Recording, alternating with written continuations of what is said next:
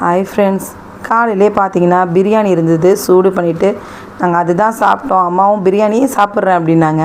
நம்ம ரேஷ்மா டேரன் சும்மா இருப்பாங்களா, அம்மா நாங்களும் பிரியாணியே சாப்பிட்றோம் அப்படின்னு சொல்லிட்டாங்க. மத்தியானத்துக்கு என்னம்மா சமைக்கலாம் அப்படின்னா, பிரியாணி இருக்குல்ல விட்டுருந்தாங்க. மட்டன் குழம்பு ரெடி பண்ணுறேம்மா நான் என்ன, ஏன்னா அம்மா கிளம்ப போகிறேன்னு சொல்லிட்டாங்கங்க. எங்கள் அம்மா வந்தால் 3 நாள் தான். உங்கள் அம்மாலாம் எப்படி? எங்கள் அம்மா இப்போ வரைக்குமே அப்படி தாங்க இருக்காங்க. எங்கள் அம்மா வந்து நான் என்ன செய்கிறேன்னு மட்டும் பார்த்துட்டு போயிட்டு இருந்தாங்க. நான் ஏதாவது செய்யட்டுமா அப்படின்னாங்க. நீங்கள் எதுவுமே செய்ய வேணாம், நீங்கள் உட்காந்து சாப்பிட்டு எழுந்திரிச்சு போகணும், நான் உங்களுக்கு பிடிச்சதெல்லாம் சமைச்சு தருவேன்னு சொல்லிட்டு, மட்டன் குழம்புனா அம்மாவுக்கு ரொம்ப பிடிக்கும். நல்லா முருங்கைக்காய், கத்திரிக்காய், உருளைக்கிழங்கெல்லாம் போட்டு மட்டன் குழம்பு தான் ஒரு சைடு ரெடி பண்ணிவிட்டு மட்டன் கிரேவியும் ரெடி பண்ணிட்டாங்க.